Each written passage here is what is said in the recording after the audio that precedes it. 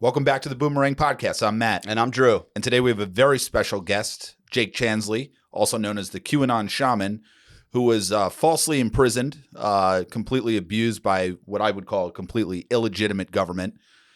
Jake's here in the studio with us. Great to have you, Jake. Glad to be here. Thank you for having me. Thank you.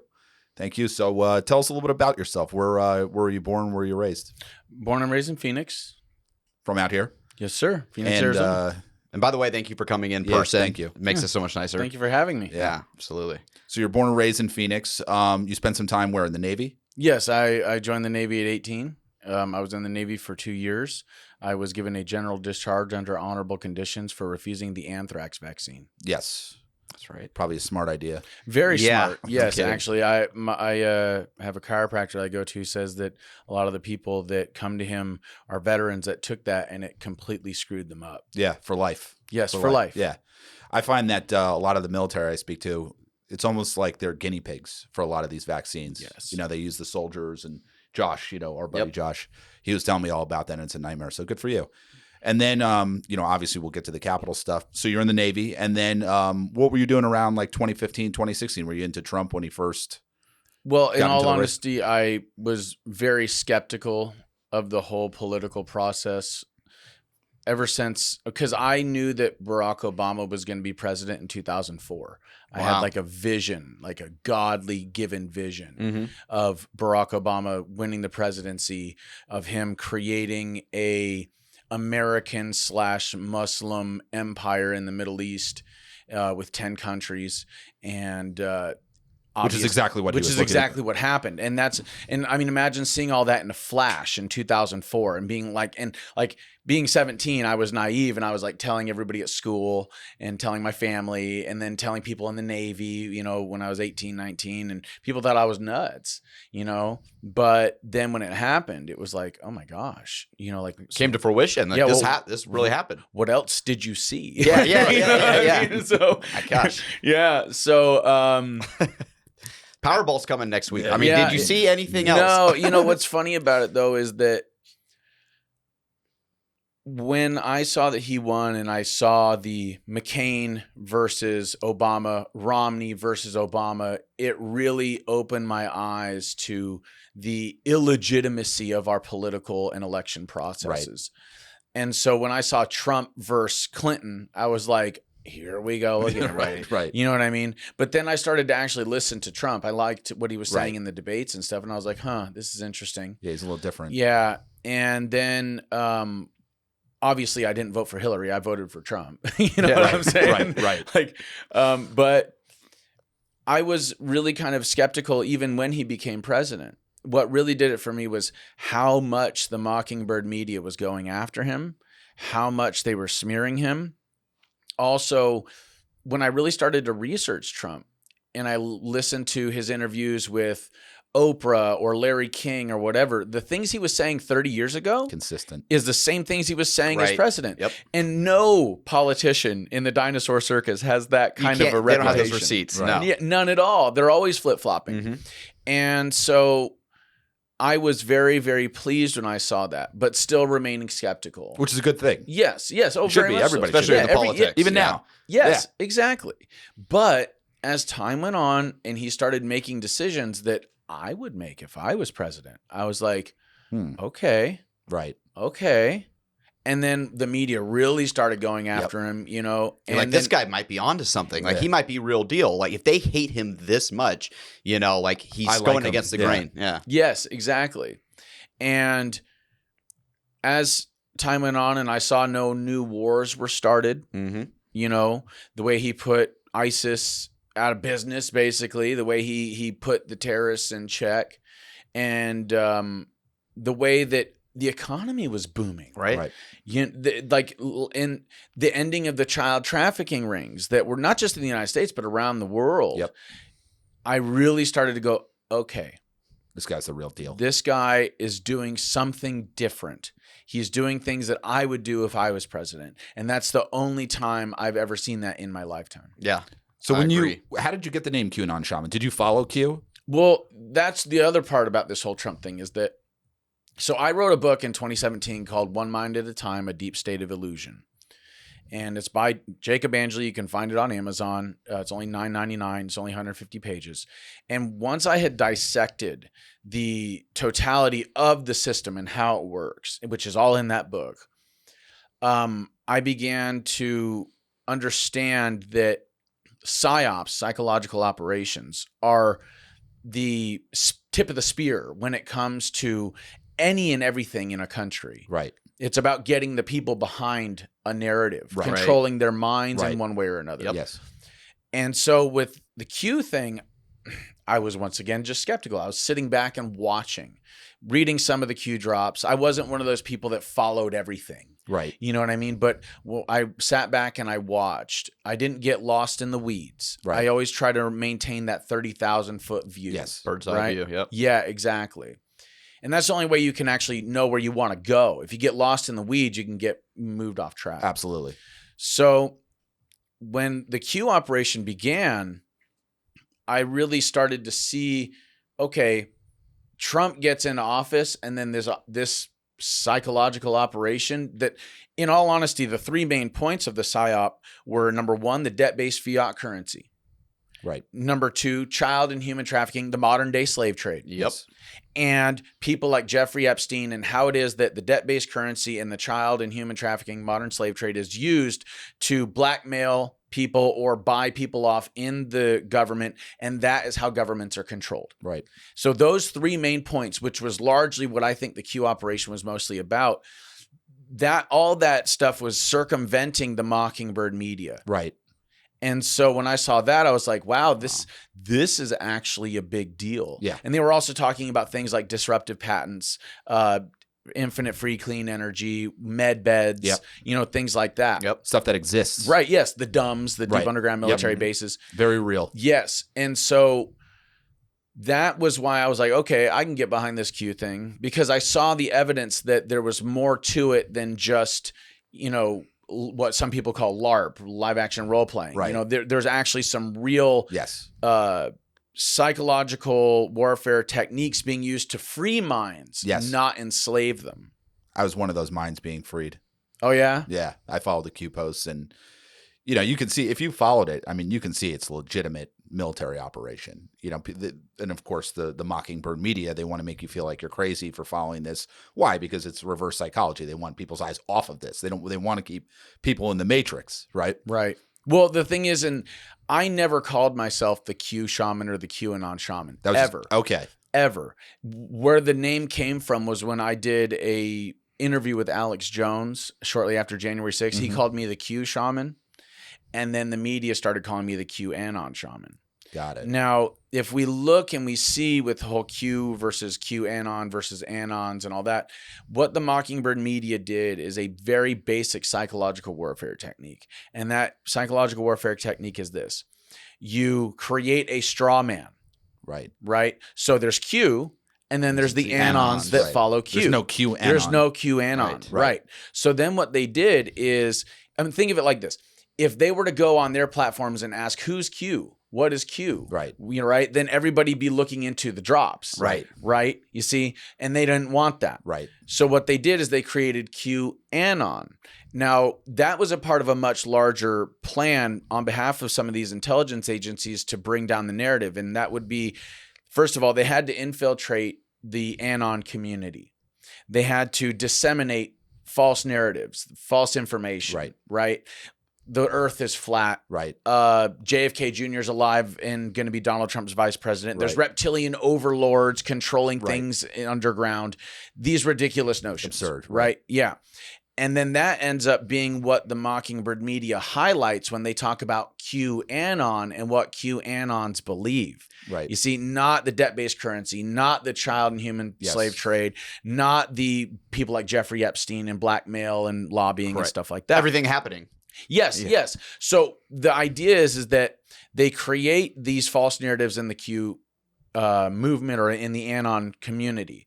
And then they create the straw man, QAnon. Right. Then they also prescribe to that QAnon label things like white supremacy, conspiracy theorists. Try to group all this together Yes. and Yes. And totally delegitimize everything being said. Just take away, distraction from what not preaching, but kind of what the message is in a sense. Yeah, and just It's make funny a whole because mockery I of once it. told people that I followed Q back in like 2019, and they're like, "Do you think the Earth's flat?" And I'm like, "Where are you getting that from? Like, why would you think that?"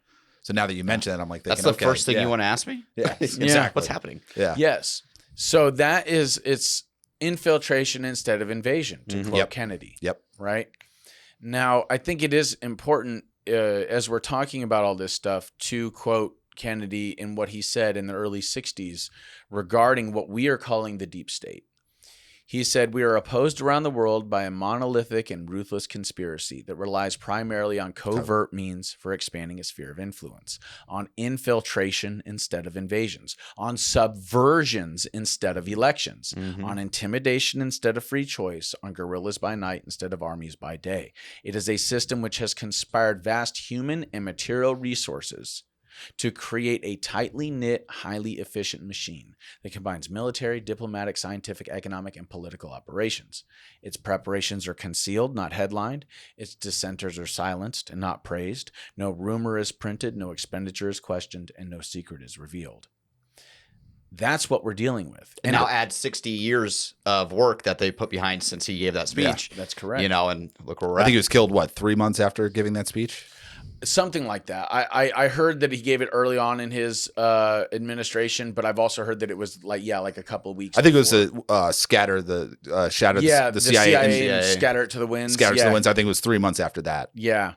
Well, for those that don't know, the CIA is not a government agency. It's an independent intelligence Black agency budgets. that's contracted with the government. Right. And that's actually something that a lot of people don't understand about the deep state. And that is that the deep state is actually the over 500 bureaucratic agencies that are federal agencies, but are a part of this bureaucracy that is regulating commerce, right? And so through their regulations, which is in a form of writing law, they have begun to consolidate the checks and balances systems that our founding fathers set up. So our founders considered tyranny the consolidation of all three branches of government into a single centralized system, like what they were dealing with the crown. Right. So the king wrote the laws, he enforced the laws, he adjudicated the laws, right? Yep. So the bureaucracy, through writing regulations, are in effect writing law. What we can buy, what we can sell, what's legal, what's illegal, right? They also have their own, essentially regulatory enforcement agents within their bureaucratic administrative agency. So that's executive. So legislative, executive, and they also have their own administrative courts that are outside of the federal system. Right. Like DC. Yes. Well, kind of. The DC has federal court systems. But what I'm talking about is, for example, if you are caught selling something like vitamin B17 to people under the guise that it can help them regain health or possibly kill cancer, the FDA will kick your door in, and then they will bring you into their administrative court, right? Because you violated the regulation that says you can't sell B17, right? You see, so it's totally outside of the federal court system. It's an administrative court because you violated their regulation. So that's judicial. That's tyranny. So cutting these little niches in to get away from the separation of powers. Yes. Now this is also essentially should be illegal. Well, yeah. Well, the thing is that there's probably no written rule. The thing is there is. It's called the non-delegations clause. The government cannot delegate its power, or the one branch can't delegate its power to another. But what has happened is that the legislative branch left open-ended statutes. It's called statutory construction. It's the way that they write the laws or write the statutes, where it can either be restrictive of or open-ended to the government and what they can do. Right. So they wrote a bunch of open-ended stuff that basically the bureaucracy was able to grab those loose ends and then craft whatever it is that they wanted, and then they could basically become the apparatus through which the corporations that are working with the bureaucracy could then write the regulations. Right. You see? So when it comes to things like the CIA or the FDA, when it comes to things like the FBI or the FCC or the SEC or what have you, right? These are bureaucratic agencies that are behind the scenes. And the thing is that the people that appoint these individuals at the heads of these bureaucratic pyramids, they're the presidents and like the Senate, and they have to go through the Senate and the Congress, right, to be appointed, right? Now, this is where we get into this notion of if you corrupt the checks and balances portions of the government, just the checks and balances portions, you don't need to corrupt the whole system, just the portions that create checks and balances, right? So if you corrupt a president, and then if you corrupt enough people in the Congress, then that corrupt president and the corrupt people in the Congress can end up working together to move these corrupt people into these bureaucratic agencies. And then they can head these things, like people like Fauci, for 30-something years. Right. And they can maintain the status quo in D.C. through the bureaucratic enforcement. So what is or non-enforcement. Or essentially, they can say, we're not going to enforce these laws. We're not going to do this. We're not going to allow this. Or investigate that. Yeah. Now, that's where we get into something called prosecutorial discretion. So like in the DOJ, they can say, well, like with Hunter Biden and his laptop, well, they're going to just do something. Well, he violated his, he has a gun and he lied on his tax forms. They're not going to talk about the espionage. They're not going to talk about the money laundering. You see, and this is prosecutorial discretion. This is where the prosecutor can say, we're not going to prosecute this. We are going to prosecute that. And this is where we get into people like George Soros funding DAs and stuff like that, choosing to enforce some laws and not others, choosing to go after some people and not others. You see? So you get rid of equal justice under the law. Correct. Completely. Yes. Now, what's interesting about this whole thing with the deep state is that the bureaucratic agencies are essentially an arm for the corporations or non-government organizations that are getting these massive contracts from the government that are in the billions upon billions of dollars, right? So the bureaucracy is the government's monopoly on the initiation of force. And the corporations, the people that are writing the regulations for the bureaucracy, are using the government's monopoly on the initiation of force to reinforce their monopolies over our currency, over our resources, and over our labor.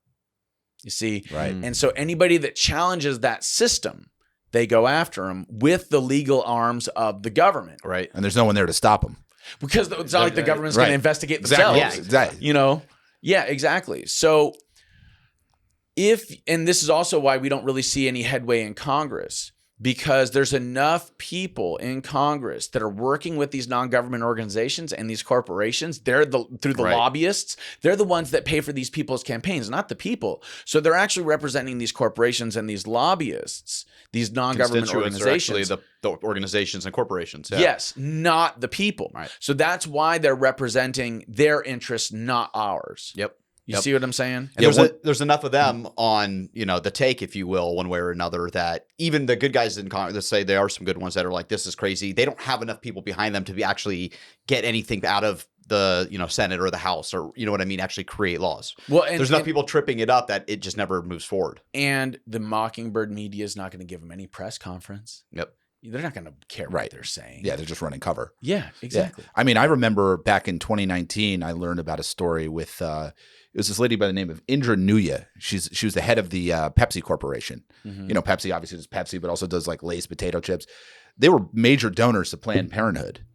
And what they were getting in return was they were getting baby fetal tissue as flavoring for Pepsi, Lay's potato chips. Literally, almost like turning us into cannibals in a sense. Yeah, the kidney cells in the fetus. And from what I understand, what it is that in order for them to create these artificial flavors and ingredients, they have to test how these things react with human tissue. So they combine the two together and then they see what works, what doesn't. And then once they find what works, boom, they have their product and then they push it. Wow. It's like Nazi Germany. Well, and what's interesting about things like that is that if we want to talk about the deep state, we have to know our history. Right. So are you guys familiar with IG Farben? No. IG Farben was the reason for the rise of Adolf Hitler. Okay. They were a chemical manufacturing company out of Germany, and they were around even before World War I. Okay. They were the ones creating things like, I think, like mustard gas and stuff like that, right?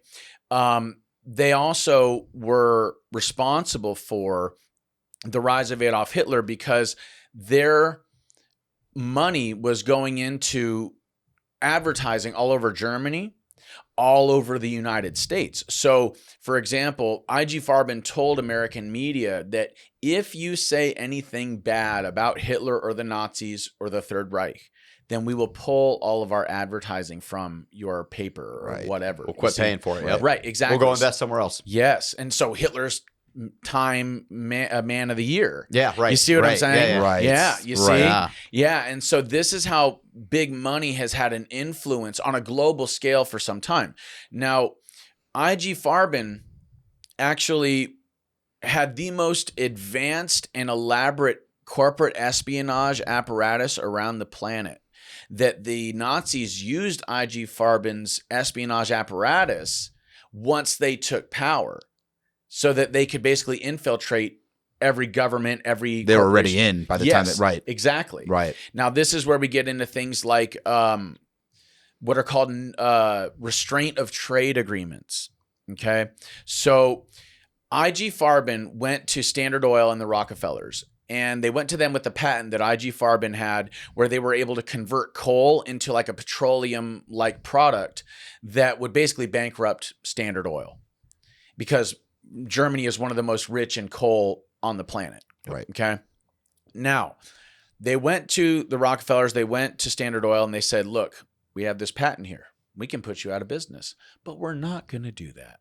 What we'd like you to do is here, sign this restraint of trade agreement, sign this contract that says you will not compete in the chemical manufacturing business, and we will not compete in the oil business. And if it just so happens that we come up with a patent that is in your realm of expertise in oil, you will get a third of the profits. And if you come up with a patent in chemical manufacturing, we get a third of the profits. Wow. And so this is how the global corporate apparatus got locked into place. Right. Okay. And then they stay together. Yes. And And DuPont Chemical is another example. The Ford company. I mean, Ford was manufacturing tanks, Jeeps, planes for both sides of the war. Yep.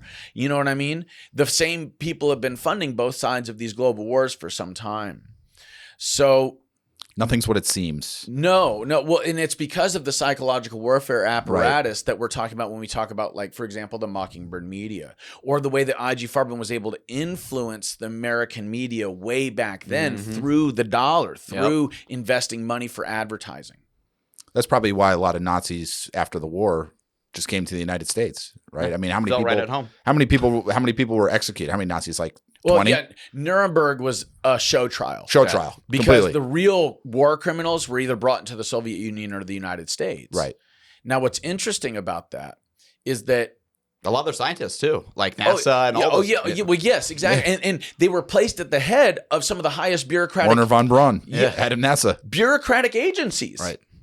WTF. Yeah. You know what I'm saying? And so now these people that were on the other side are now at some of the highest levels of appointed power in our country. Now, when we talk about things like Lay's or Pepsi or whatever, Lay's uses genetically modified potatoes and pesticides, glyphosate and stuff like that in their products. That was actually an idea born out of the concentration camps in Nazi Germany, was to alter the food, the genetics of the food, to feed to these Jewish people in the concentration camps and poison them slowly, so that they would not only feel emotionally suppressed, depressed, anxious, etc., but eventually contract things like cancer or other neurological disorders.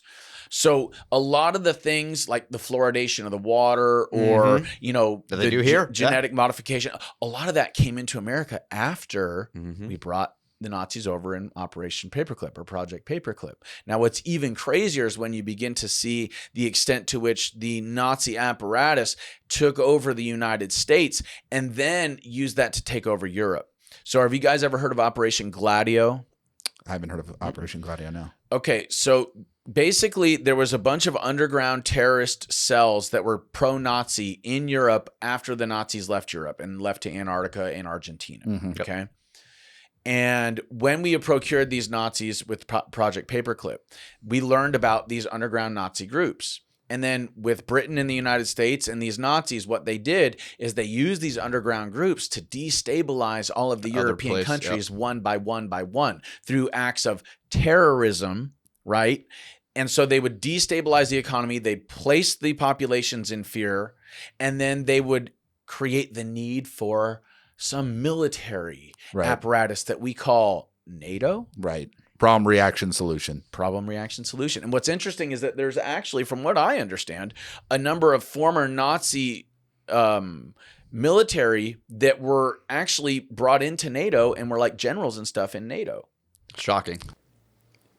I think the long line of abuses, and we touched last on just, BLM and, what they've done to the education, judicial, et cetera. Yeah. So the Russia for 4 years, the 33,000 emails, no prosecution, no retraction on behalf of the Mockingbird media. They still push this Russia BS, the fake dossier, spying on Trump's campaign, spying on a president. And then we get into things like the COVID lockdowns, the riots in 2020.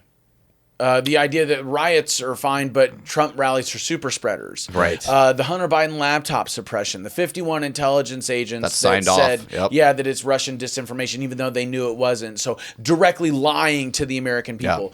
No recourse. No justice, no prosecution, nothing. And then there's the 2020 election. So there's a long string of abuses going back over 100 years. And I think people are just tired of it. Yep, I am. Yeah, I think everybody at this point that's at least paying some bit of attention is.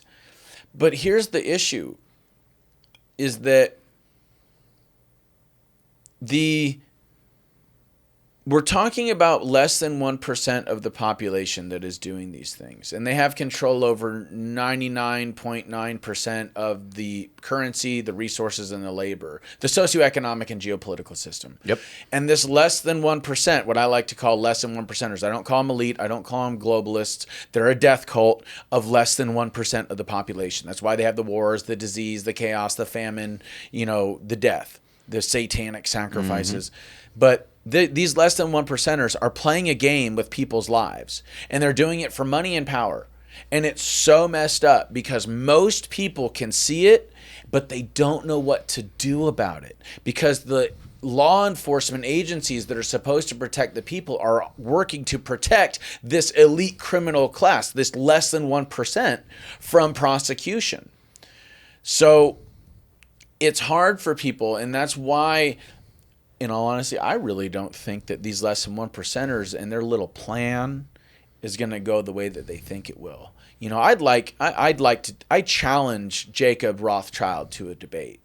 Let's do it. Yeah. Right. Let's do it, bro. Yeah. Live TV. Come, I challenge you. Let's do it. Yep. The last thing they want is a spotlight. They don't even want their names in the media. It's hard to find them, hard to find information intentionally. The last thing they want to do is a public debate. That's correct. And so it's like, I challenge you to a debate, sir. To a duel, sir. Yeah. Slap. Slap. And the thing is that we are not going to get where we want to go through violence. That's actually what the less than 1%ers want. Yeah, they want the violence. They want the violence. They want the chaos, because then anybody that's fighting against them can be viewed as a terrorist, right? What they don't want, and this is why Operation Mockingbird was implemented, is black, white, straight, gay, Jew, Gentile, old, young, arm in arm, unified peacefully for their God-given unalienable rights. Yep. And making a peaceful stand. Have you guys heard about? That's why they like to group people. That's why they like to put a category. Oh, you're LGBTQ. You're black. You black. You can't vote Republican. Don't 90% of you guys vote Democrat? Get back in line. And so they want everybody in a group so they can pit the groups together, as opposed to just being like, hey, we're all humans. We all pretty much want the same thing, which is to have an enjoyable life, be able to have a family, all that good stuff, right? So they just separate us. Yes, compartmentalization. Yes, exactly. So, have you guys heard about the story about what happened in Romania with the fall of communism? I haven't. I have not. I learned this story from Pete Santilli. And basically, I think it was in 2011, Romania was a communist country. And there was a pastor, which, religion is a no-no in communist countries. There was a pastor that was preaching the good word in Romania. And the communist dictator did not want this pastor doing that. So he ordered his communist military and police to execute the pastor. When word got out to the pastor's congregation, they held a candlelight vigil where they stood in the gap between the military and the police and the pastor. And they saved the guy's life, right? And the military and the police still kept showing up, and when the Romanian people found out what was going on, they showed up en masse, in the millions, and they stood in the gap and held the candlelight vigil. No violence, nothing. Just held a candlelight vigil in between the military, the police, and the pastor. Mm-hmm. So then the communist dictator orders the military and the police to shoot the people in the crowd. And a couple of people on the front line died of gunshot wounds. But once the military and the police realized the evil that they were serving, they laid down their arms. They refused to cooperate with the communist dictator. And then that communist dictator ended up being the one in front of the firing squad, not the pastor. And so it was a peaceful evolution, not a violent revolution. We don't want to revolve. Right. We want to evolve. So it was a peaceful evolution of the minds of the people. And that's where the battlefield really is. It is a psychological war. Yep. And it's really not complex. It's actually very simple. You know what I'm saying? It's very simple. So it's been made to appear complex, right? On purpose. Yeah, intentionally. Yeah. Right. So imagine if billions of people all over the planet just said, no, we're not doing it. We're not going to take your jabs. We're not going to live in 15-minute cities. We're not going to eat bugs. We're not going to wear your stupid-looking uniforms, Klaus Schwab. Yep. We're not doing it.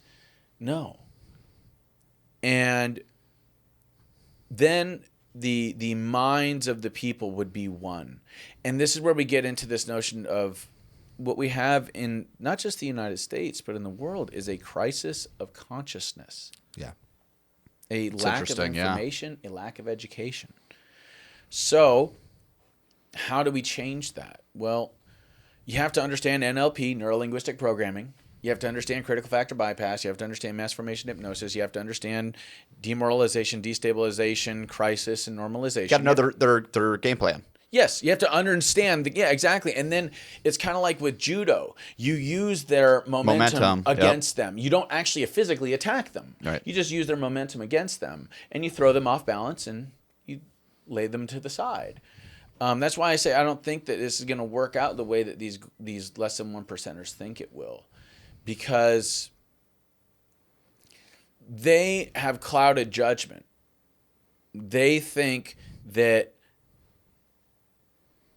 the other 70 or so percent of the world are like the 30% that are just going to do whatever. Right. You know what I'm saying? Yep. It's like, nah, bro. And I'm telling you now, like, as it's almost like the prophets of old, repent. Like, stop. I'm telling you, like, I think it was it Jonah that went to Nineveh? With the whole thing where, like, he got swallowed by the whale. Oh, and yeah. Was it Nineveh? Was that the name of the town? Something like that. Something like that. I know the yeah. story. Yeah. And he didn't want to do it, but Right. God swallowed him up and threw him on the shore. And Yeah. then when he went and actually did it, the people repented. So when it comes to these less than 1%ers, I want to change their minds, not punish them for weaknesses that we all possess. Where there's injustice, and this is, I think, a quote from Gandhi, where there's injustice, I've always believed in fighting. But the question is, do you fight to change things or do you fight to punish? I found that we're all such sinners, we should leave punishment to God. Right. Mm-hmm. And if we're going to change things, then there's better ways of doing it than derailing trains or slashing someone with a sword. Right. Right? Yep. So what is the solution? The solution is effective leadership. The solution is education. The solution is unification under things that everybody can agree on, and using the momentum that has been generated based on these propaganda campaigns to our advantage. And I'll give you an example. And this is part of the reason why a lot of the people on the right kind of squirm in their chairs when I start talking about this, because they think that I'm a righty. I'm actually more of a centrist. Being a shamanic practitioner, I have an extreme and profound, passionate love for the environment and for nature. And our current socioeconomic and geopolitical system is absolutely destroying the natural world. It's destroying Eden. 100%. 100%. 100%. And the youth this generation has been brainwashed into believing in the climate crisis, the CO2 emissions, and, It's something completely different. yeah, and it's something, and that's not the issue. Right. It's not. Like, I'm all for dredging the seas, right? Cleaning up the seas. Like, that's stuff I could get behind. Right. Not, some climate change data that the IPCC doesn't want to, release. No one's ever even seen the climate data. It's been held under lock and key ever since they started the whole narrative. Right. So then what is the issue? The issue is this. The socioeconomic system that we are using is owned and controlled by less than 1% of the population. And because of that, it is parasitic upon humanity and the planet. It uses humanity and the natural resources of the planet to enrich this less than 1%. Parasitic is such a good word for that. It's what it is. Bloodsuckers. It's suck waste. It's consume, but it needs a host. Exactly, but it needs a host. Exactly. And one of the waste of this, because it's consume and then waste, the waste is something called anthropogenic chemicals, or forever chemicals. That's the layman term. And they call them that because these chemicals are man-made, then they do not biodegrade for thousands, if not tens of thousands of years. Right. Okay? And they do something called bioaccumulation. Because they don't biodegrade, they bioaccumulate in the ecosystem to toxic levels. And they kill the microbiological life in the soil, the water, the air, and in our bodies. Okay? And so because all life, either in our bodies or in the ecosystem, is based on the symbiosis and the harmony of the microbiological life forms working together to stabilize either our body one thing or the needs ecosystem. the next, it needs the next, and it all works together, right? Yes, exactly. But if you destroy one of the layers, if you destroy that, then so all microbiological life is the foundation for all macrobiological systems. So if you destroy the microbiological life, there's no food. yeah. So eventually, everything else dies. Everything else dies. Exactly. There's no food. There's no bees. There's no bugs. There's no trees. You know what I'm saying? There's no animals. There's no people. Mm-hmm. Right. And this also goes for sea life as well, because plankton, that's what whales eat. Yeah. And that's a really small microscopic organism. Yep. You know what I'm saying? It's very small. Like, it's not microscopic, but it's tiny, very tiny. But the plankton are feeding off of microscopic, even smaller organisms. Yeah. So if you cut that chain, it just destroys everything. So the issue then is that these kids, these brainwashed youth, are trusting the very corporations that are destroying the planet to somehow save it. Right. Yeah. Right. Makes no sense. Yeah, it doesn't. But it's because it's based on a false narrative. Right. And it's because they don't understand the real problem. Right. Right. And so this is part of the reason why I advocate so heavily for Tesla technology, Tesla Tower technology. I'm not talking about Elon Musk. The I'm original talking about Tesla. the original Nikola Tesla and his towers, which use the electromagnetic ley lines to send a infinite free clean wireless electricity signal to a specific radius around the tower. To my understanding was he presented it. It might have even been to some bankers like J.P. Morgan, but basically presented it, and they said, "Well, how much are we going to charge?" No, it's for free, and they just bankrupt them, you know. And they just eventually they stopped it because they're like, "No, they're going to charge for this electricity. We're going to find a way to monetize this, like give it away for free." Not scrapped. Yeah, and it was J.P. Morgan. He was his financier at first, and then once he found out what he wanted to do, the Rockefellers, the Rothschilds, they all worked together to destroy this man. Yep.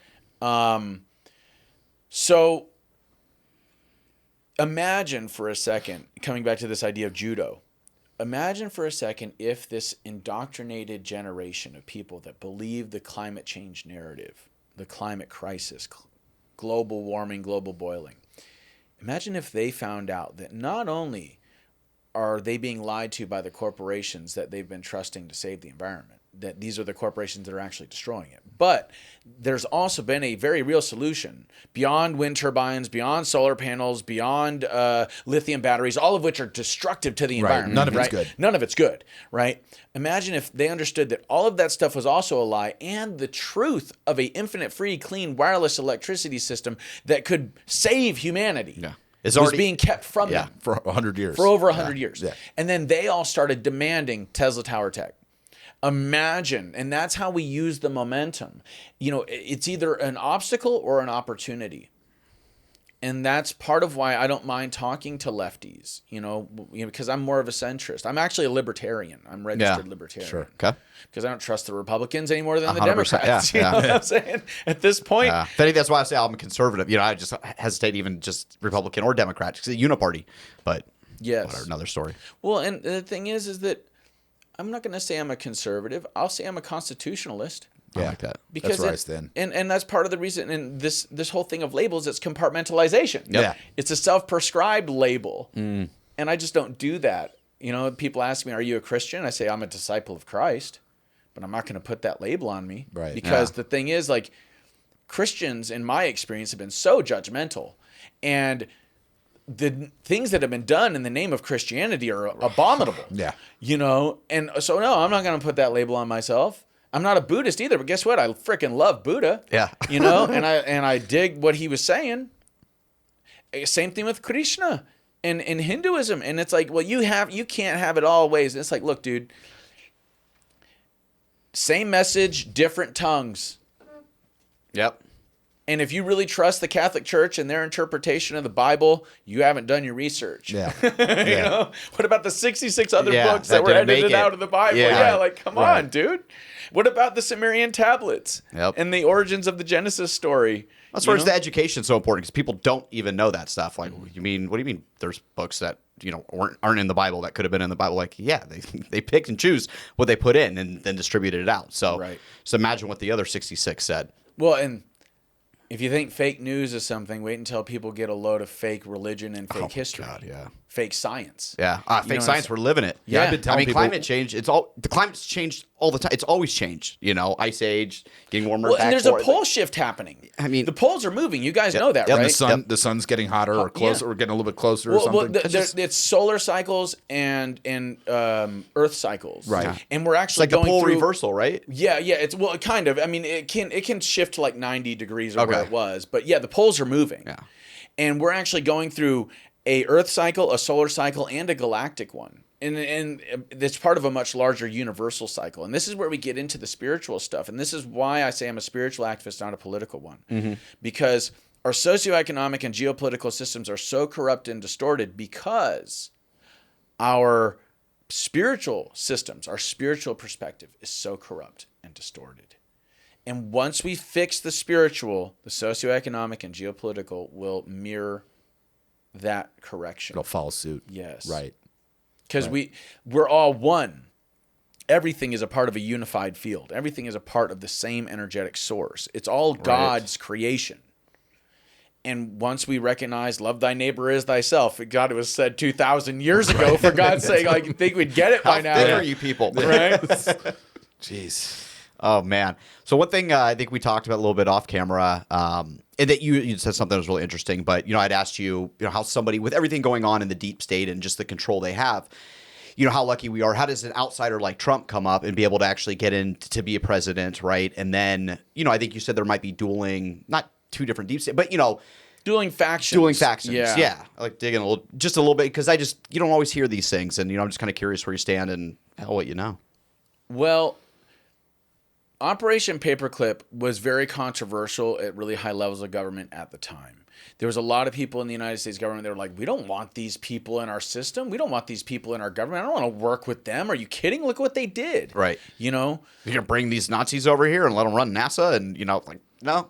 Right. And then there's also like things like, FDR's administration was heavily infiltrated by the Soviets and by communists. And there were still good people at the time that were trying to rid the United States of communism and stuff like that. So for quite some time, there have been dueling factions within our government, not Republican and Democrat, freedom versus tyranny. Yeah. right? And I mean, we get into like 1871 and the turning of the United States into a corporation, merging with the crown and the Vatican, you know, and all that stuff, and how that relates to the New World Order. I mean, we haven't even really been a country for more than a couple of decades when the British wanted to take it back. Yeah. So there has been this struggle against global domination for generations, for millennia. And now these less than 1%ers finally have the tools and the apparatus to do something like take over the whole planet. And a lot of the time what they're doing is they're not invading with armies, they're invading with corporations. Yep. You see, and then or underground terrorist groups, they destabilize the government, they destabilize the civilization. Then once the civilization collapses, they move in with their, you know, Sure, tools. we'll give Goldman and JP the big contracts to rebuild Ukraine now. Yes, exactly. Or you know, Halliburton in Iraq and Afghanistan. The whole idea is to move in with non-government organizations or like things like the United Nations or, you know, the IMF or whatever, give loans out, create an infrastructure, get the resources at a discount, build up the system so that they have what is called full spectrum dominance. That's a military term. And what it means is control over, number one, the psychology or the psyche of the population, either a group or a nation.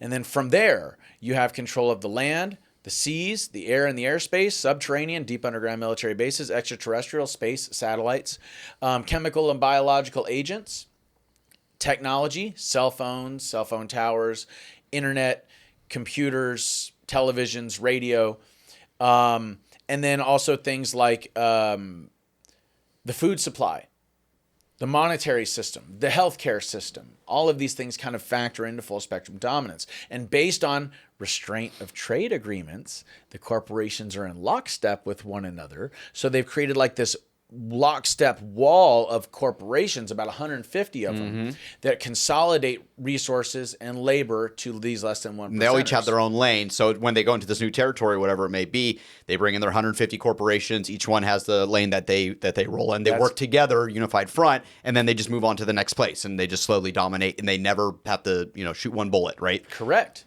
100%. Those are the tanks rolling in. Yes, absolutely. And the CEOs are the generals, you know what I'm saying, coming in and divvying up the territory and who has what, who gets what, etc. And then institutions like BlackRock, Vanguard, and State Street, you know, they're like behind the scenes. They're the investment firms that are more powerful than countries. Yeah, exactly. You need a line of credit? Sure. Yeah, sure. We'll put you in debt to us, you know. So then the solution is this. If the situation is one of full spectrum dominance, then how do you fight a full spectrum dominant system? No, you can't, because they have control over everything, resources, labor, and currency. So then the real situation, or the real solution to the situation rather, is creating a new system that renders the old one obsolete. That's the solution, right? And so with this full spectrum dominant system, what have they done? They've centralized energy systems. They centralized our energy. They centralized our communication. Have you guys heard of the Ericsson Corporation? Ericsson Airport? They used to do cell phones. Yeah, well, they're a global telecommunications company now that is controlling all of the communication on the planet. In warfare, the number one thing you want to do first is co-opt the enemy's communication. Knock out the comms, Yeah, exactly. So all of our information being controlled by a corporation that isn't American, right, but is Swedish, you know? It's weird. Whoa, you know, the Wallenbergs are not good people from what I understand. So they've centralized energy, communication. They've centralized our infrastructure. They've centralized our food. They've centralized our water. They've centralized our resources. They've centralized our medical system, et cetera, et cetera, et cetera. I'm starting to feel trapped. Well, that's kind of studio just gets smaller. Yeah, no, but I mean, it's just it's so true. But you know, when you really think about it, it's like it's mind blowing information that the average person just doesn't bat an eye. And even if the average person does get it, and they're like, oh, now I see it clearly. It's like that. The hardest thing is what's next. Yeah. What do you do? What do you do? And about this it? is what we do. So first, we have to win the minds and the hearts of the people. Education, information, right? We have to give them the proper information. so that once their minds are one, then all of these other aspects of the full spectrum dominant system begin to become susceptible to a new form of thinking. Right. What you mentioned earlier, it's like once you know the playbook, you can start seeing their fingerprints on everything, right? So if you educate the people, they can start realizing when they're being put together, right? And when, oh, this seems weird. I learned about this, like obviously, brainwash or whatever form it may be. So it's kind of education so that, you don't get sucked into the same old. Correct. Now, how do we do that? You have to give people definitions for things that that have a full paragraph of understanding. So I just told you what full spectrum dominance is. Now you know, right? I've told you about, I use the term Mockingbird media because of Operation Mockingbird and the way that they communicate and the way that they're self-referential. So that's another one. Another one would be restraint of trade agreement. Yeah. Right? Another one would be the bureaucracy and the deep state and what the deep state is. You see what I'm saying? So now that we have these definitions, what psychological warfare is, what a psyop is, now that we have these definitions, we have these cognitive labels that we can place in our minds to map over the world to make it make more sense. So anytime there has been some form of evolution, either biological or either genetic or epigenetic, either systems or biological, what you find is three things, or how that evolution takes place is based on three things. There's large amounts of social and environmental pressure that are placed on the individual, placed on the organism.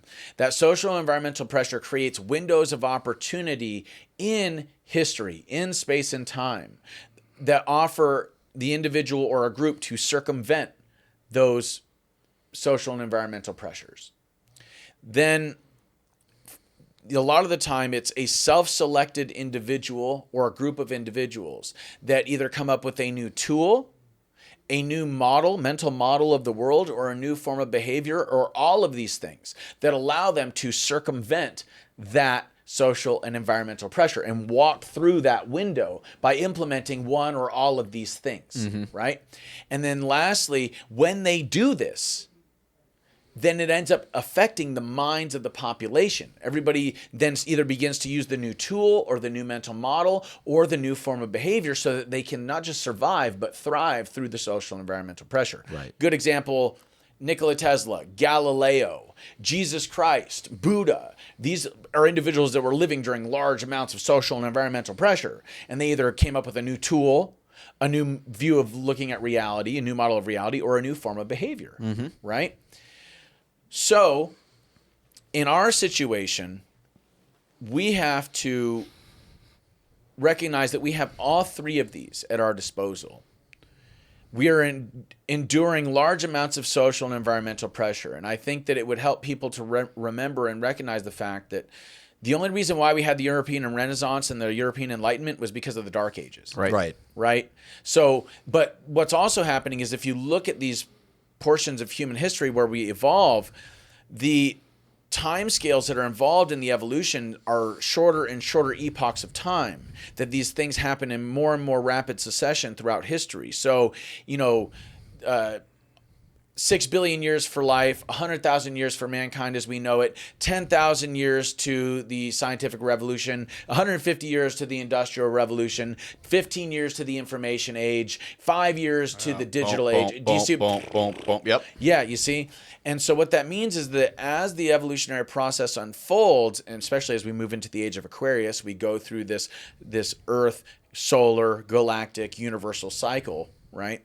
As the process unfolds, we're going to see evolution take place within a lifetime, within a generation. And the individual is going to be the center of these evolutionary processes. So we're going to end up starting to see people like Tesla or Einstein or Christ or Buddha just pop up, right? Because the consciousness is shifting.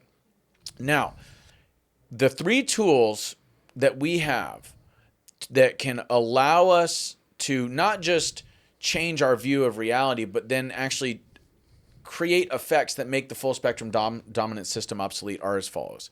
Tesla Tower technology, infinite free clean wireless energy, decentralized energy, Can't be patented. Okay, that's huge, right? That's huge. They can't shut your fridge off or your electricity off if they don't like your political opinion. Yep. You see what I'm saying?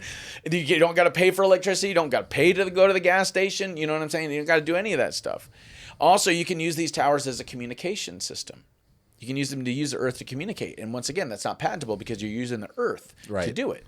Okay? So that means we don't need their cell phone towers. We don't need their radio towers. We don't need their satellites. We don't need any of that stuff. Right? Global communication. So now we have a decentralized communication grid. There's industries we just won't even need. Yes. Yes. And just for them to let that go, just being the head of, Verizon or any of these mobile companies, right, telecom, just to know that that's out there and you just could be obsolete. I'm sure they're fighting like hell to never let that happen. Correct. Well, and this is the thing. I'm not advocating that we make their industry illegal. I'm just saying competition, dude. Yeah. Let us compete. Yes. And they know they can't. Exactly. So that's why they have, the apparatuses in the government to reinforce their monopolies. So then now here's the other thing about Tesla towers. I was talking to you guys about anthropogenic chemicals, forever chemicals. Right. These Tesla towers can be used, and the frequencies that are being emitted by them can be used to work in combination with bioremediating fungi. Bioremediation is organisms, whether it be fungus or plant or even microbiological in the case of what are called archaea. These are like microbiological organisms that consume toxins. They all can be used in combination with frequencies being emitted from the Tesla towers to consume these toxic chemicals in mass. And places like East Palestine, Ohio, cleaned up. Clean as a whistle. Clean as a whistle. No problem. Okay. Another example is these Tesla towers can emit frequencies that can also get rid of the stratospheric aerosol injections and the toxic chemicals, chemtrails. Yep. Okay. They can also be used to emit frequencies that work in symbiosis or in combination with agriculture. So we're talking like corn stalks 15 feet tall, without the need for genetic modification, without the need for pesticides, any of that stuff to keep pests away. You can do it all through frequencies. Wow. Okay, so now decentralized food grid, right? Decentralized communication, decentralized energy, cleaning up the pollution. You see what I'm saying? You can also use the ley lines that the Tesla towers are built on to circumnavigate the globe. So you can actually use these ley lines like they're electromagnetic highways. Okay, and I'll get to how we can use those in combination with patents that Trump released in 2020 in just a second. But next I want to get into, while we're talking about Tesla, Dr. Rife, Royal Raymond Rife. Are you guys familiar with Dr. Rife? Haven't heard the name now. In the 1930s, he was working with Nikola Tesla. He was a doctor working with Nikola Tesla to figure out a way to use frequency and vibration to not just improve human health, but to destroy disease cells. So similar to how you can destroy a wine glass with sound and frequency, you can destroy cancer cells with sound and frequency. And the FDA just approved, in the last a couple of weeks, they just approved after almost 100 years of suppressing it, a $12,000 therapy to destroy cancerous tumors with sound and frequency. Only 7 minutes or so, the whole thing is turned into mush. So the FDA and the NIH have been standing in the way of Rife's machine for a long time. Okay, by implementing this gives us a decentralized medical system, and it lowers insurance prices, it lowers hospitalization prices, et cetera, et cetera. The final aspect to this is Donald Trump released 3 patents. He declassified 3 patents that were applied for by a man named Salvador Payas, which just so happens to mean savior of our nation. These 3 patents are a 0-point energy engine. That's energy that extracts. That's an engine that extracts energy from basically those quantum foam of space-time. There's infinite energy everywhere, and it just extracts it from that, okay? A room temperature superconductor that allows the 0-point energy engine to function without overheating because there's all this energy going through it. And then finally, what's called a TR-3B. It's a triangular-shaped craft that uses what's called inertia propulsion or anti-gravity technology to move through space and time, like a flying vehicle, okay? So this is where the Tesla towers and the ley lines come into play, like electromagnetic highways, because now we can use infinite, free, clean, 0-point energy engines and TR-3Bs to circumnavigate the globe, which means that all this abundance of food can be transported across the planet in the blink of an eye. No need to fill up your diesel engine. No, do you see what I'm saying? So all food prices, ships and whatever Yes. issues with supply chains and everything like that. So the supply chain is then changed and better. It changes everything. And so this is how we make the old system obsolete. And what's interesting is that it will not destroy the economy, because what it'll actually do is actually reinforce the economy that we have, because we're going to need the old economy to build the new one. Correct. And this is where we get into things like precious metal-backed currency, because within this new economy, we're going to need a new form of currency that isn't debt-based. Correct. You see? Correct. So then we have a precious metal-based currency. You could even throw in something like cryptocurrency and a barter system in these new cities, because you can't have these Tesla towers in major cities like this. It'll disrupt the grid. So you have to build a new city. But that works out because our old cities are so inefficient. They're so poorly built and designed that we want to create something new anyway. And these old systems are destroying the environment anyway. So as we create these new systems, we're going to need the old system to act like scaffolding. Maybe those are the freedom cities that Trump's talking about. Maybe. So there's a lot of potential for change, positive change, but it first starts here. Absolutely. It first starts here. And that's why I am advocating for nonviolent non-cooperation, for education, for information getting to the people, helping them to understand through giving them definitions of what's going on so they can cognitively grasp the system. So coming back to this notion of evolution, self-selected individuals or groups of individuals that bring forward technologies, Tesla Tower Tech, Dr. Rife's machine, TR3B, zero point energy. There's the technology, right? New model of reality, understanding what the deep state is, understanding how it works, and the spiritual nature to reality. Because the only way that you can understand how these technologies work is if you understand energy, frequency, and vibration. And Nikola Tesla said, if you want to understand the secrets of the universe, think in terms of energy, frequency, and vibration. So in order to understand how the technology works, if you look into these men, Tesla, Rife, these patents, you're going to find corruption at the inception and here in the United States. So it's a political evolution. It's also a technological evolution, because you're going to find out all the applications for these technologies. And it's a spiritual evolution, because in order to understand how the technology works, you have to understand energy, frequency, and vibration. So the secrets of the universe unfold before you. So it's humanity changing the way they think, changing their technology, changing their mental model of reality, and nonviolent non-cooperation is the new form of behavior. It's not old revolutionary violence. Right. It's a whole new form of behavior based on the truth of oneness and unity. Well, I do know Thank that. you. That's cool. It's amazing stuff. I do know that Tesla's papers were given to John Trump, Trump's uncle. Yeah, I heard about that. And now here's the thing. I really appreciate that Donald Trump released the patents in 2020. Why isn't he talking about it? And look, I'm not saying we should make oil illegal. What I'm saying is we should make petroleum obsolete. Right. Okay, because it's really not good for the environment. It's not good for our bodies. Right. It's in the crust for a reason, not to be pulled up and put into the sky, put into our food, put in our water. Yes. Okay? And the lithium mining, terrible. It's Awful. just all of it. It's So and it's unnecessary. You just use the solution that just makes it so much easier, so much cleaner. That you don't have to make oil illegal. You just make it. Why would you even do that? You know, it's so much simpler just to do this. Yes. Yeah. And do they have the Tesla? You know, there's one. Yeah, there's one in Texas. There's a Tesla tower that they've erected. So they're out there. Okay, they work. Yeah, I mean, Tesla proved they worked in Colorado when he gave people in Colorado infinite free clean wireless energy while he was doing his experiments up there. So it works. They know that it works. That's why it's suppressed. Right. That's why we need to get this information to these environmentalist kids. Yes. So that they start going, well, that's you want to do a change. You want to help save the world. Like here, let's give you something that is actually going to save the world. Could save the world. Yeah. With all that energy Yeah. they're putting in, you know, get out of the street. Don't sit in front of that truck that's coming by. Yes. Yeah. Wild. Well, So it's possible, and it's probable. It's probable. Yeah. Amazing stuff, man. Thank you so much for coming on. Glad I could be Really interesting. Yeah, I really appreciate it. And anytime, we can talk with somebody and learn something new, when I think 10, 12 things, I've learned new from you. So, I got to rewatch the video and write some of this down. But man, just a pleasure to have you on. Really appreciate it. And if you want to come back on the pod anytime, that would be fantastic. Do you want to tell people where they can find your book? Oh, yeah. You can Anything go to you my wanna plug? website. You can go to my website, ForbiddenTruthAcademy.com. That's ForbiddenTruthAcademy.com. At ForbiddenTruthAcademy.com, we have all sorts of free courses. My podcast is free to listen to. A bunch of interviews are up there that you can watch. There's literally dozens of hours of content that's 100% free. You also have a link to my book, One Mind at a Time, A Deep State of Illusion by Jacob Chansley. You can find it on Amazon. If you don't go to my website, you can find it on Amazon. Just look it up. It's only $9.99, only 150 pages, and that tells you everything you need to know about the deep state and how we can change it.